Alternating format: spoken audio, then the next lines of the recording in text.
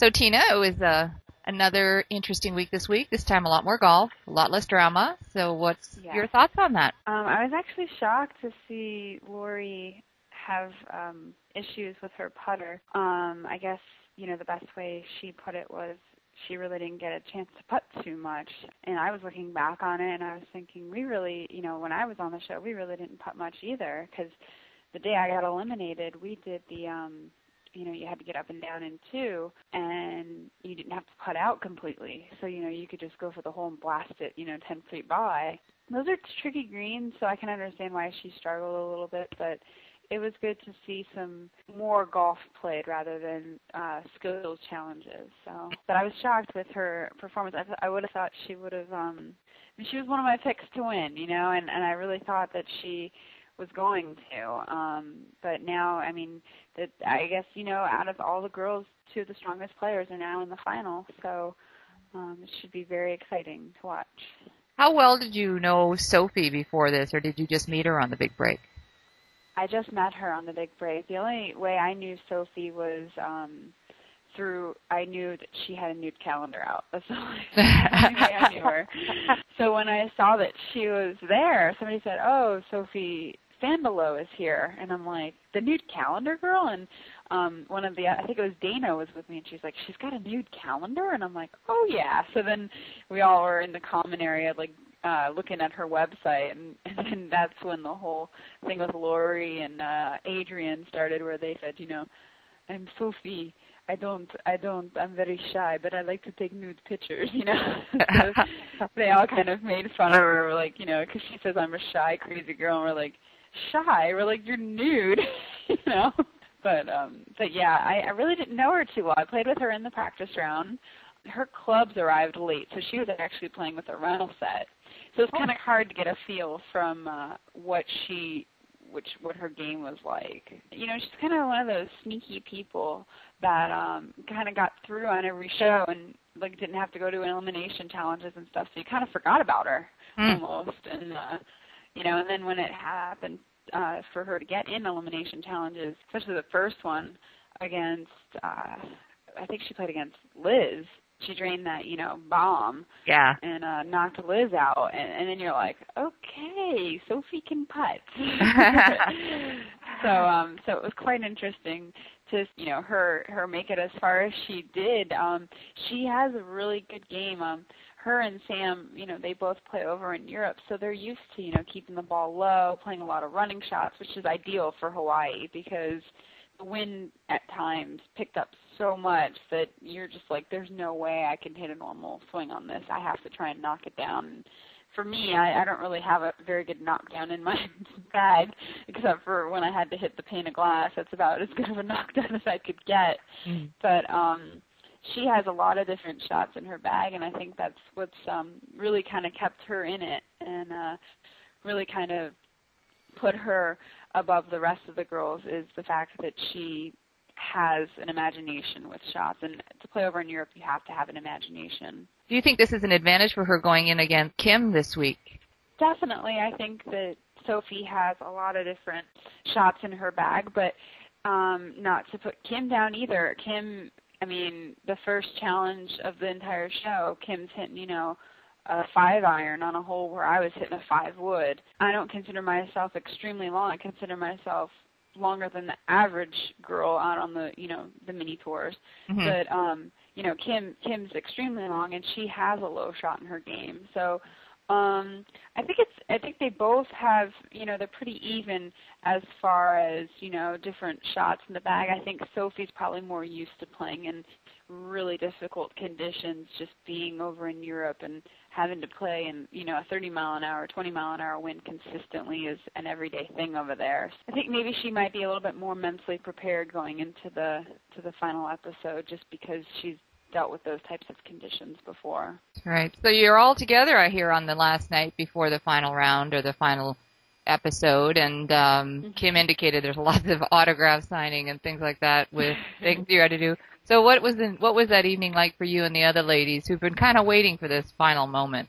Unfortunately, we didn't get to watch the final match. We really kind of were set that we were going to be able to go out and watch, but I guess because there's so many of us and having to put mics and more cameras, and I guess it would have been more of a production for them to have to haul us all out and make us all, be in certain positions for good camera angles and that sort of thing, I guess was more of an issue rather than just getting it done and over with so they could get the final interviews in and the awards ceremony and everything. But we just kind of hung out actually in the clubhouse, had lunch together, and then we are all present for the awards ceremony. So it was nice. We did have to do a lot of autograph signing.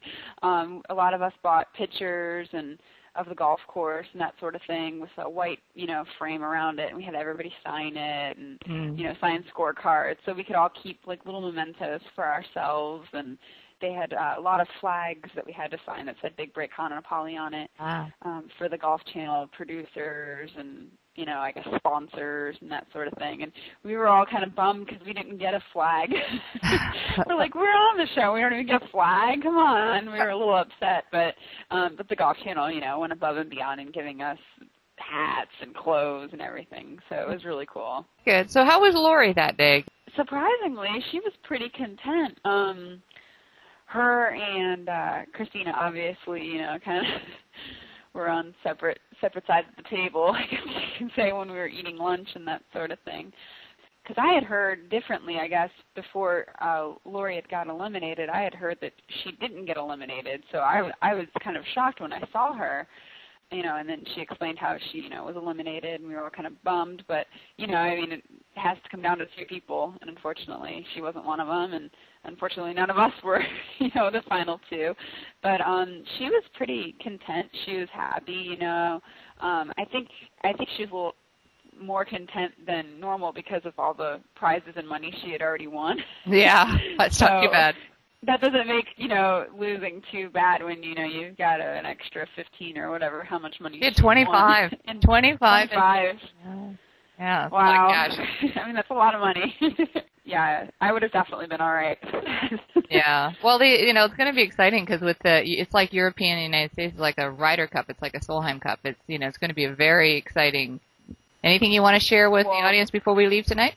It was one of those days where for all of us as contestants that weren't in the final, we kind of were sad that our, 2-week adventure was coming to an end. And, I got so close to a lot of the girls that, like Sam and Courtney and a lot of them, even Kirby.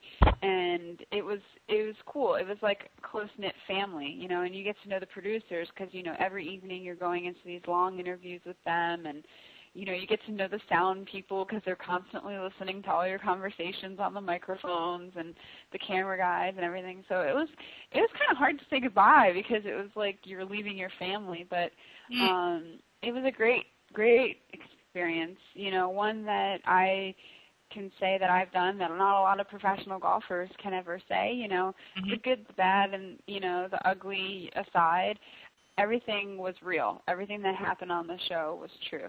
The Golf Channel highlighted some of the drama a little bit more than other things, but it was an awesome experience, and I'm so proud that I was able to be selected for it. And I encourage anybody that has ever even thought of just applying for it to do it because it's such a cool and unique experience. And as for the final episode next week, I think it's going to be very interesting. It's going to be very much like, Solheim Cup. You've got Kim, who's just this cool, laid-back California chick, and you've got Sophie, who's very quiet but, wants to win it more than anything. So it's, she even said it when she, in the last episode, that she wanted it to be a European final. Mm-hmm. That just goes to show you, like what I said, I think she might have took Sam being eliminated a little more personally, and I think that with that clip of her saying that it